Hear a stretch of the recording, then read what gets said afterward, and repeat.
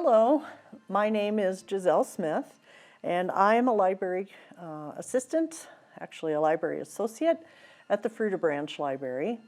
And Jennifer had asked me if I would be willing to do some talking about travels since we can't meet in person right now, and I told her that I would. So today we will be talking about 40 Shades of Green, which is the island of Ireland. Ireland is 40 Shades of Green. A little background about myself.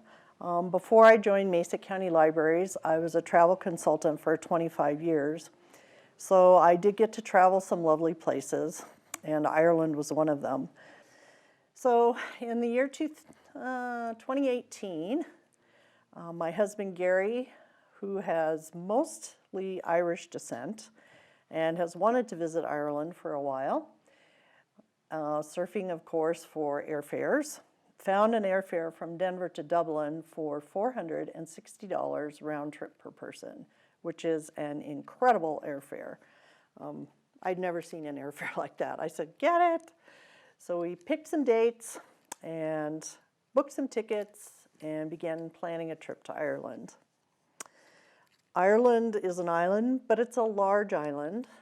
And Gary and I like to travel where we kind of pick an area, we camp, and explore that area sort of extensively rather than packing and moving every 1 to 2 nights.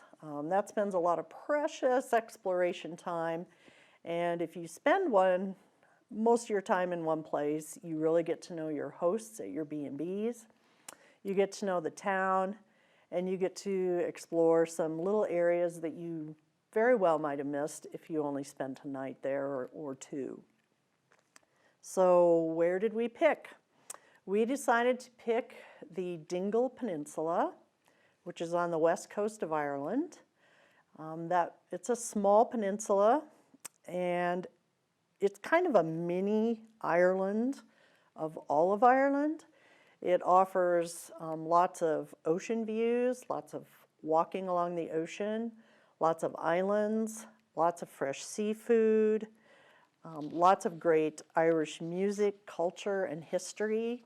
So picking that area, we figured we'd get a really good taste of Ireland and really enjoy exploring that area.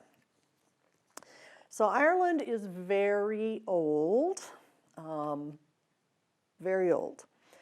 When you go to Ireland, if you rent a car, which is not all that scary, I'll give you a couple tips. You do want to rent an automatic. Why an automatic? Because you are driving on tiny roads, tiny ancient roads that were designed not for modern automobiles. They were designed for pony carts, horseback rides, carriages, things like that, and they're still in use today. If you are the driver, you want an automatic, so at least you can look out the window sometimes and see what's going on. Me as the driver, I wanted to do that. So get an automatic, costs you a little more, it's worth it, makes things much more enjoyable.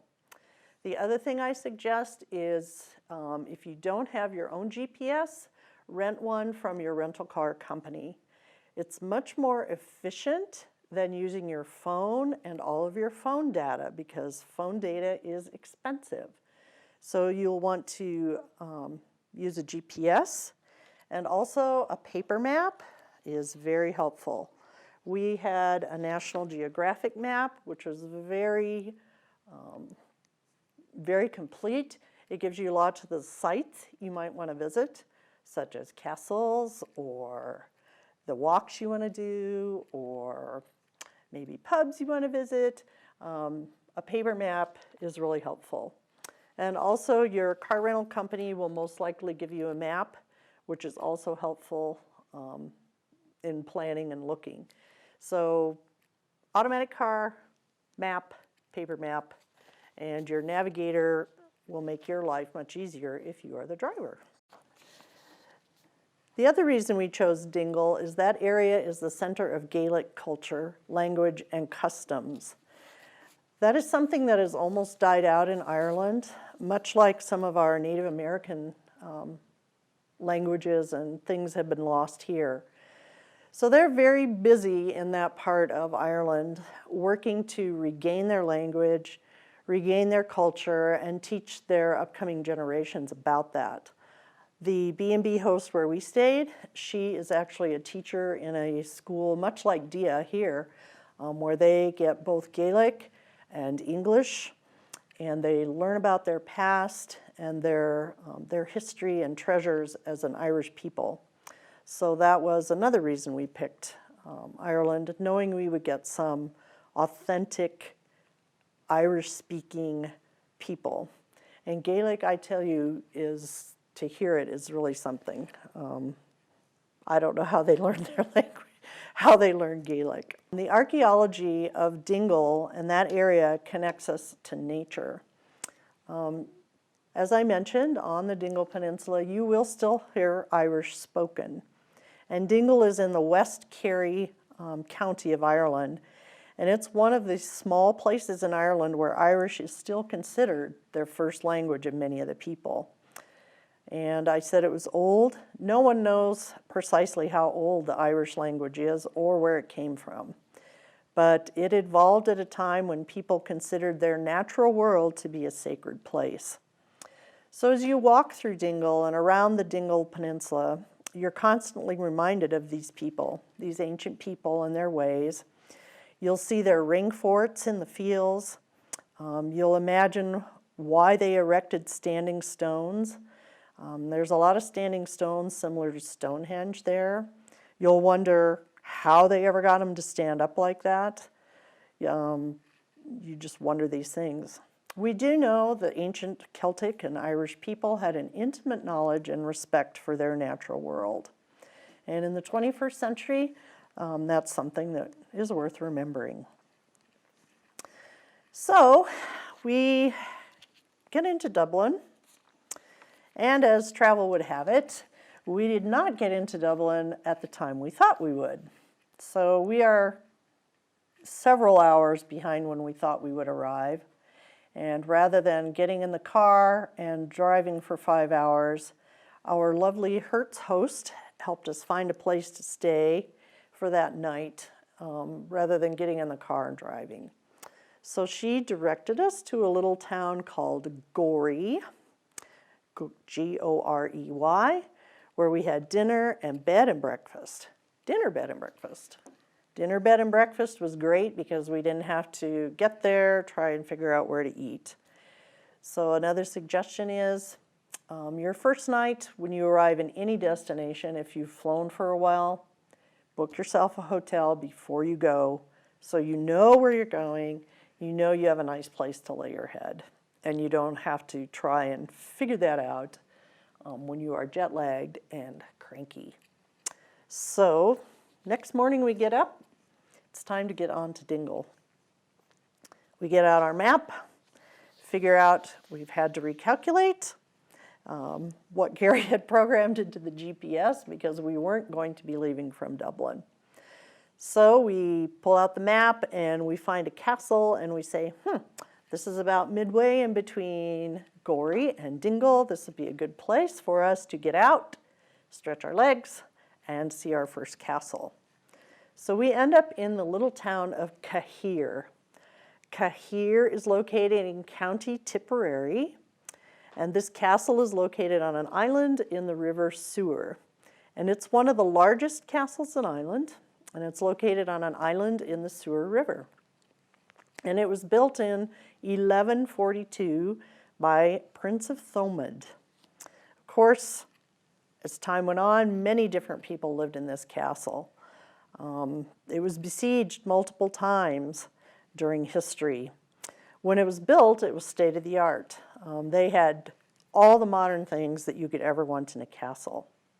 So when we arrive, there's a tour guide giving a tour, and we tag along behind and listen for a while, get some of the interesting facts about different buildings or different rooms and different things about the castle. Probably the thing that impressed me the most is the huge iron gate that they had to keep, of course, undesirables out.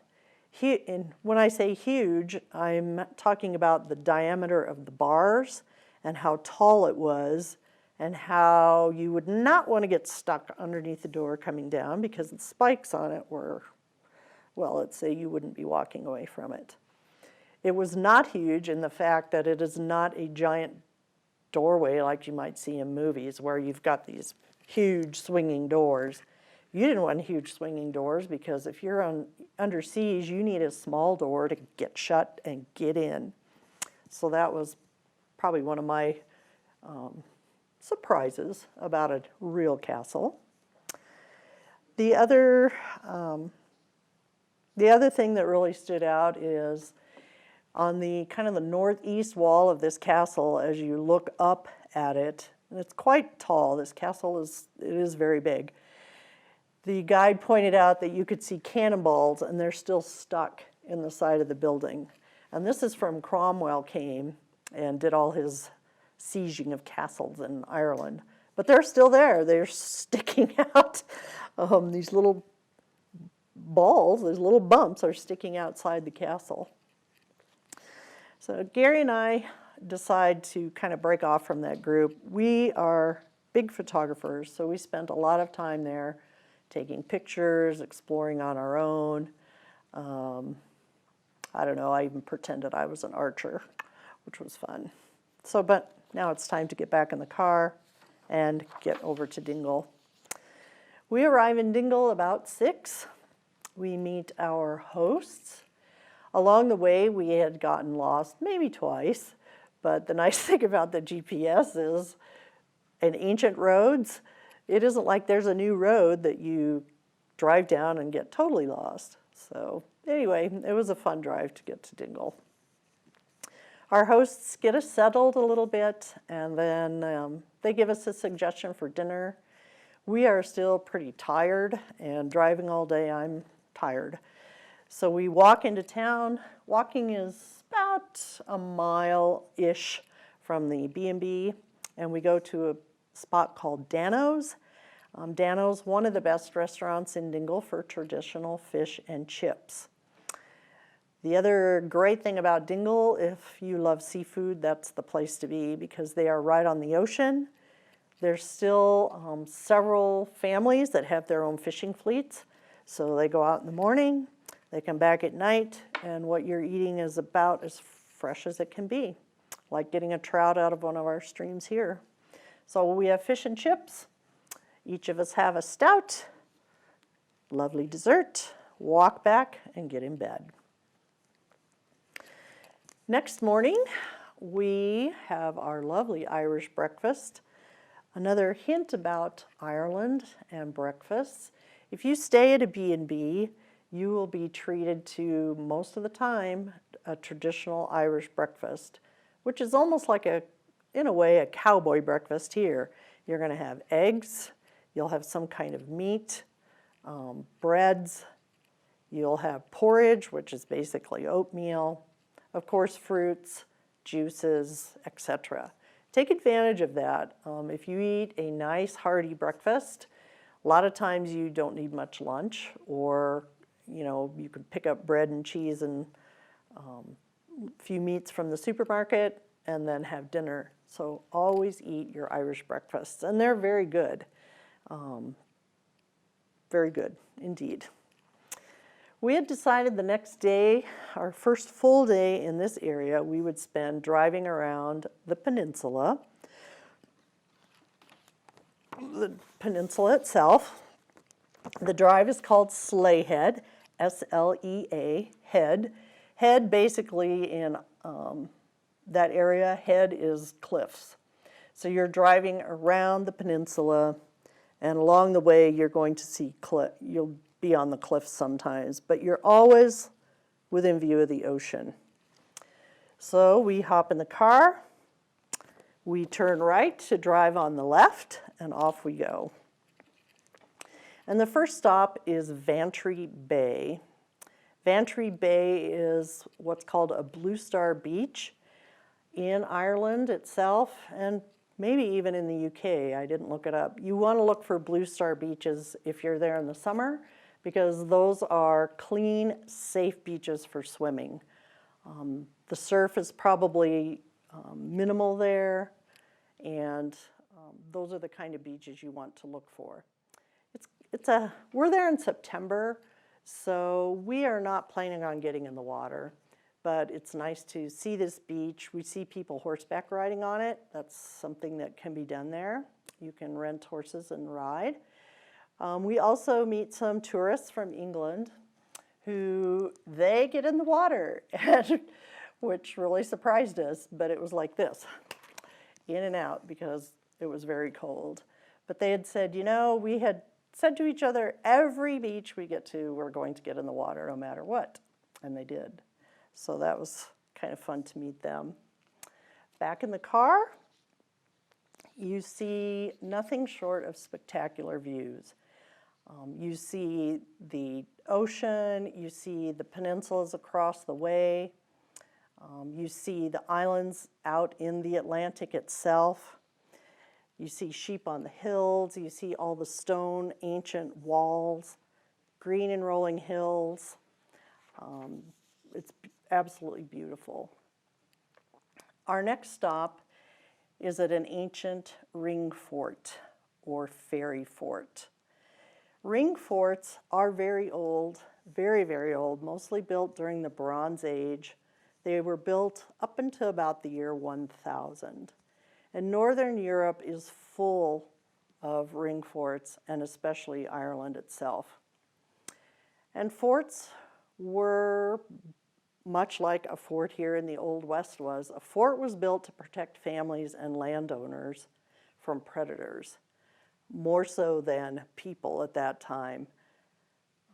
During that time, Ireland was full of wolves.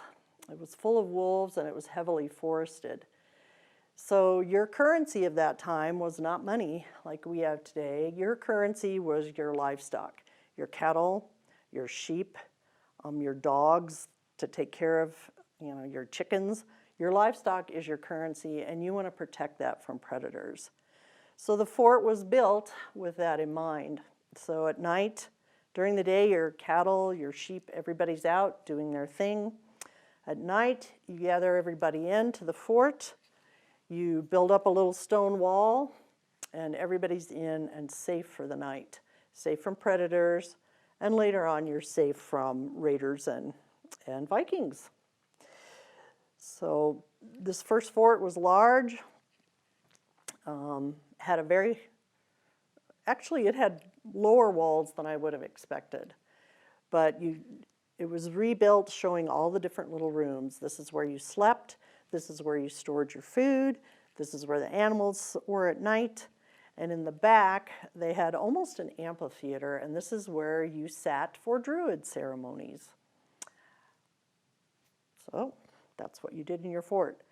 Your openings were almost always facing east, which reminded me of Navajo culture, because the Navajos build their hogans with the openings facing east. And that was very strategic. You wanted your opening where the sun came up in the morning, and you began your day with the sun in the east like that. As we continue the loop, we come to another ring fort. This one is very tall. It's not as big in diameter, but it's very tall because they had also used earth to build their walls, along with all of their stone. So those walls were probably, 7 or 8 feet tall. They were very tall. And you wondered how ancient people got all that dirt up there like that. This fort had a lot more vegetation. I don't know if it was older or it had been less disturbed than the first one we saw, but here we saw lots of native plants that I had read about. Also, it's in the middle of a farmer's field. I mean, he owns his land, this fort is here, so he charges you a small, few euros to get in and tour the fort and walk around. You visit some farm animals, there's some sheep, a couple of horses, and there again, the opening was on the east. Back in the car, as we kind of rounded this kind of almost the point of the peninsula. As you look across, you could see Skellig Island. Many of you might know about Skellig Island. Skellig is where ancient monks lived, and it was featured prominently in Star Wars movies. It's where Luke was and where he was visited by Rey in the second to the last movie, and I can't think of the name of it at the moment. Return of the Jedi, maybe? Anyway, that is where they filmed part of that scene. They had to get special permission to do that because that is a World Heritage Site. We didn't get to visit, but if you can, when you go, that would be a spectacular place to visit. And it is full of bird life. The bird life is unbelievable. Continuing on our loop, the next stop is the crucifix statue, which is made, it's white. So you stop there and you look off to the side and you're going to see Blasket Islands. Blasket Islands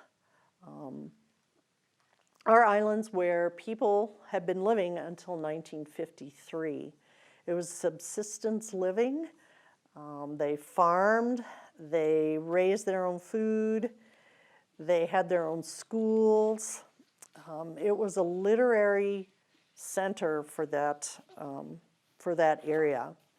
But in 1953, they had lost their doctor.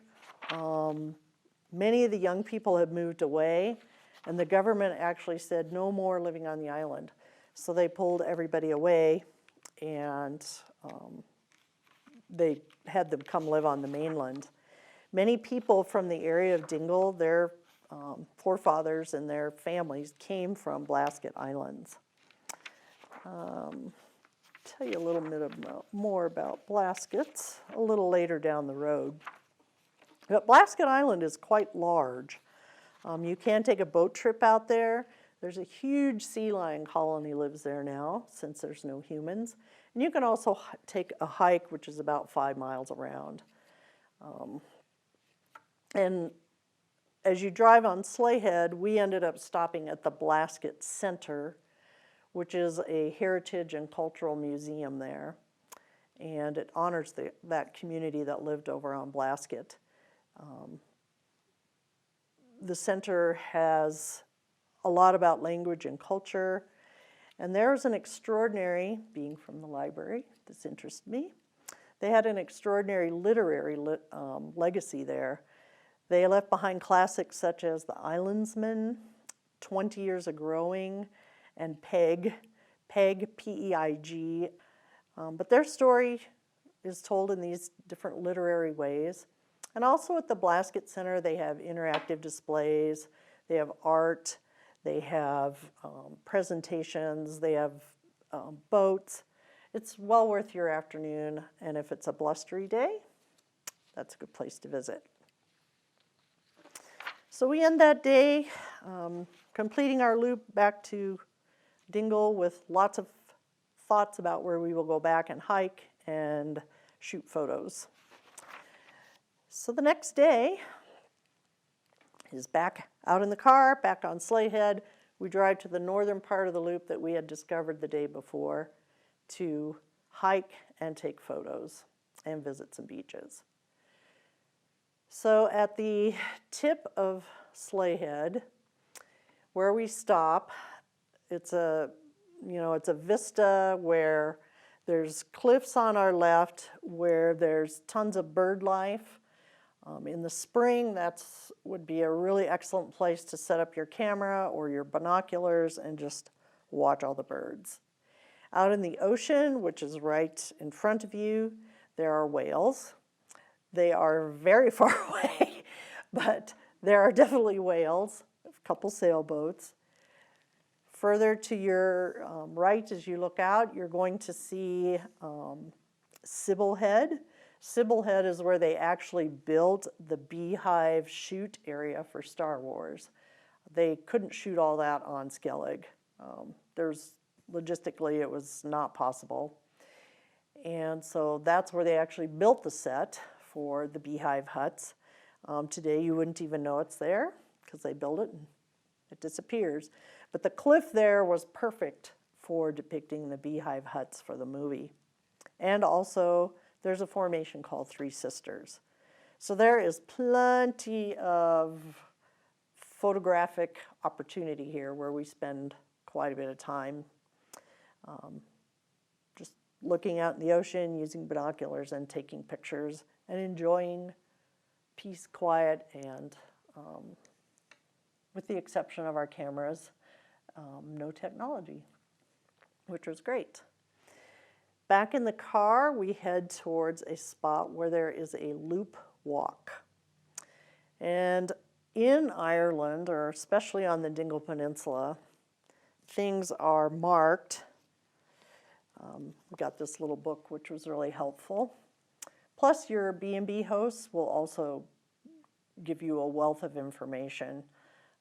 This book is very basic, but there's so much to walk almost everywhere you go. But we discovered that marks there are walked with the little walking blue man. You'll have a post, and the little man looks like he's walking or hiking. And that's how you find your way.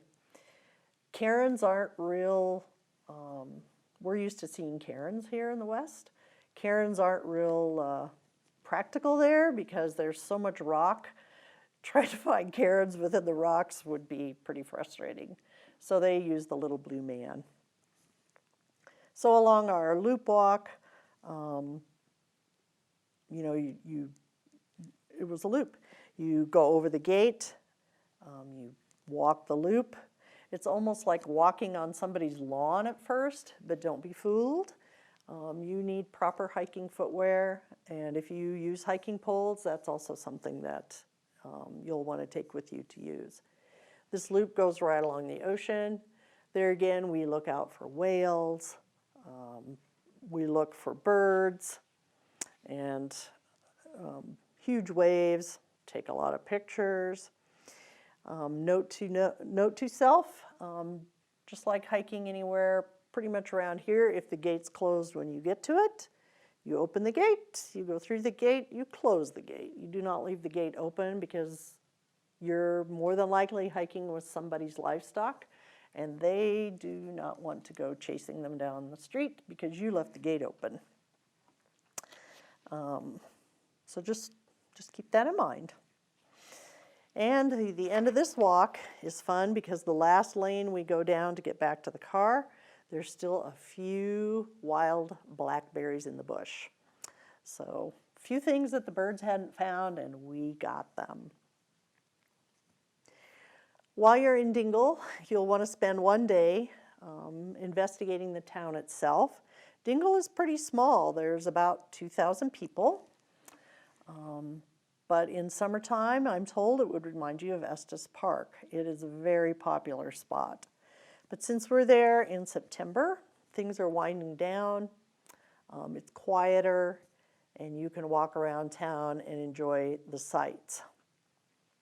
On our little walk, we see, I might have a little map of Dingle itself, the town of Dingle. Yep. It's basically one big main street. You kind of walk around here, and you've pretty much seen the whole town of Dingle. They do have a large marina sitting on a big bay. And we were over here staying, so we just walked this way and around. On your walk, you'll see old buildings. We saw the Guinness Storehouse. We saw one of the oldest pubs that was built in Dingle itself. Of course, lots of little shops, little grocery stores. There's no castles in Dingle itself, but there's plenty to keep you busy. We have a little bowl of delicious vegetable soup, and then we stop in a pub for a specific reason. We want to buy tickets to a folk concert at St. James Church that night. If you go to Dingle, that is something you do not want to miss. They hold folk concerts twice a week. The little church that they've converted to the concert hall only holds 100 people. So it's very intimate. It's lovely. And the guests that will be there more than likely are natives of that area who actually are probably famous within the Irish music world and have come back home. The night we were there, we saw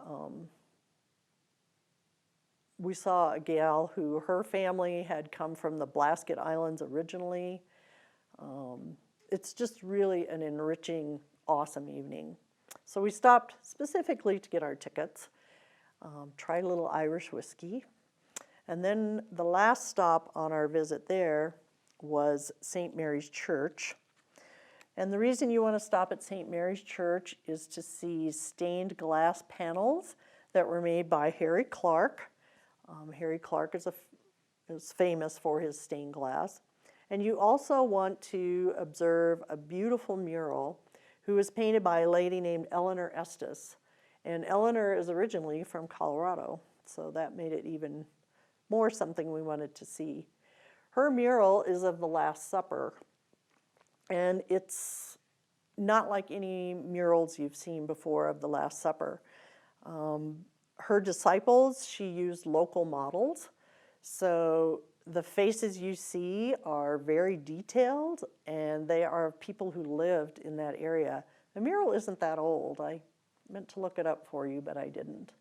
But it's well worth looking at and enjoying her artwork and her take on that particular scene. In the background, she has a lot of Irish-themed items, like standing stones with ancient crosses on them, things like that. And knowing that the people that posed for those pictures or for those paintings were live people makes it even more interesting. Later during the week, we met someone at a pub who said, "Oh yeah, my cousin, he posed for that." And he got really tired of sitting there so long because it's like, hurry up, get this painting done. So it's worth stopping to see those paintings. Another thing that you will want to see as you explore is the Gallerus Oratory. The Gallerus is one of the best preserved early Christian churches on Ireland. And when you see it, you'll see it in pictures, it's famous. But when you see it in person, it's much smaller than you would think. It only holds, I don't know, I think they thought it held maybe 15 to 20 monks at one time. It's very, very small. When you see it, it looks sort of like an upside down boat. And it's made entirely out of stone. The stones were placed gradually, overlapping, projecting inward until it reached the apex of the top of this boat. And this boat and this building is essentially waterproof to this day. So built with no mortar, built by hand, pretty tall. How did they do it? So very creative, and they had some good engineers even then. So this is worth your stop, worth seeing. There's a small window to the east, and the door you go in is on the west. And you'll want to stop here and visit it. There's a small visitor center there. As you walk along to get to the Gallerus, you're going to see a hedge that is covered with fuchsias. Fuchsias are not native to Ireland, but they came from New Zealand, and they love Ireland's temperate climate, so they're all over the place. The only bad thing about fuchsias is the native bees can't use the nectar in them because they can't get to it. So there'll be some pictures of fuchsias, and you'll see their beautiful color, but the bees can't take advantage of these lovely flowers because they can't get to the nectar. Into the car again and back down the road. The next stop we make is at another Christian medieval site called Kilmacdair Church, Cemetery, and other ancient sites. This is a large site versus Gallerus, which is small. This is 10 acres. So on these acres, there is an old Romanesque church. There is a modern cemetery, there's ancient cemetery, ancient crosses, prehistoric sundial. There's a lot to observe and take in this 10-acre spot. In the church itself is an example of 12th century Romanesque style. The roof is gone, but the walls are still all there. And as you walk in, by the chancel door, it's called, there is an early Christian alphabet stone. It's probably about 4 feet tall. When the sun shines on it, it's really cool. But it is marked with early alphabet. So we know the church was used for education, educating monks, maybe educating the local farmers and people that lived there. So it was school as well. There's several ancient crosses here, and it's interesting. They look like they were cut off, but they're not cut off. The bottoms of them are buried beneath soil that has just collected over the millennia and made the cross shorter than it originally was. So there's ancient crosses. There's an ancient ogum stone, which is marked with ancient script. I won't tell you a lot about ogum stone, but you find them all over Ireland, laying on their sides or laying in some farmer's field. Our B&B, just down the street from it, there was one standing there. And you'll need to look that up and research it yourself. I actually purchased a necklace with my name on it with ancient ogum symbols. And basically all it is lines and slashes. No circular, it's just different slashes, and that's how they made their alphabet. And you can research some more. The other thing you don't want to miss when you're there is an ancient sundial. And it's so old. The markings on it are almost non-existent anymore, but you wonder how they use that to tell time and seasons. But there it is. And that's something you'll want to also take advantage of looking at. After visiting there, back in the car again, of course. So you travel around again. We stop at another ancient ring fort. This one is huge. We decided some rich guy must have owned it because it was a large ring fort with very tall walls. Very, very, very big. Maybe it was 2 families living together. It's hard to know. You have to make up some of your own stories sometimes about what you're seeing. When we get back to Dingle, we kind of regroup, and then we leave right from the B&B to walk out to the lighthouse and the entrance of the bay. Our hosts at the B&B went out there almost every day, so we figured we have to go out there. So this walk, the trail, of course, is very easy to follow because lots of people take advantage of this, but it goes right along the bay and the beaches. You get to see local people out enjoying the day. We see a guy on his bike going to go fishing. It's just a nice walk. And the lighthouse is pretty spectacular. It's not inhabited anymore, but you can walk around it, take pictures of it, and it is still used, but it's all electronic now. There's no lightkeeper there. The entrance of the bay is quite small, considering how big the bay itself is. And today we are learning that a big storm is coming, so the waves and the wind make it a wild experience to be at the entrance of that bay. We look for Fungi, the dolphin who lives in the bay.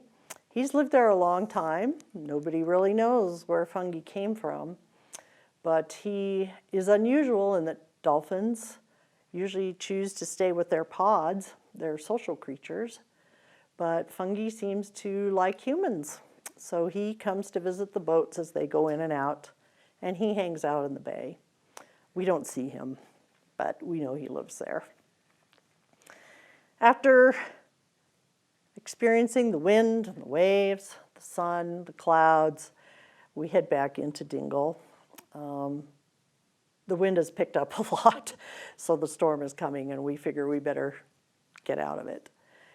That night, we decide to eat at a restaurant called Sheedy's Anchor Inn, and Sheedy's has their own fishing fleet. So that night, the special is a fish called brill, B-R-I-L-L. Brill is very much like halibut, but not as firm, but it's a flat white fish that was delicious. Our B&B host said, you made a wise choice because brill just isn't caught very often. They must be kind of hard to catch. And he said, that was a really good host because it's a great fish and you don't get it very often. So we suggest eating there if you're in Dingle. So our time in Dingle area is coming to an end. From all of our walks, our experiences in town, our love, our enjoyment of music and the people. It's time to start heading back to Dublin. So the day we drive to Dublin is a good day for driving. It's rainy and pretty cool. Probably our coldest day there. We drive over Connor Pass, which I would imagine if you're not from Colorado, that road is pretty terrifying. It's a single lane, it's very narrow. You can't take your trailers or caravans over it, but for us it's perfect because of the weather, for one thing, and it's towards the end of tourist season. The view from the top is misty and mysterious. Couldn't see as far as we'd like to, but it was still lovely. So you'll want to drive over the pass when you're there.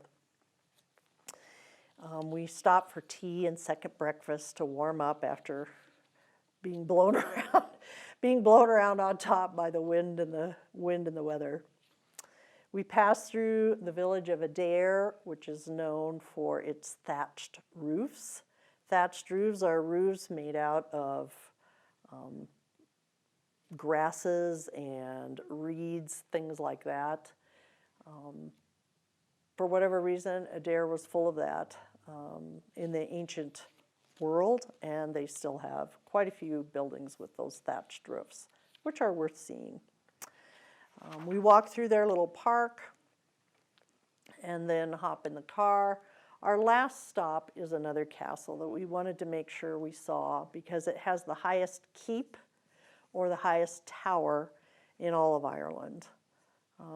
As with most castles in Ireland, the construction was begun in the 1200s, and this keep or tower has been restored, and it's not real big around, but it's very tall.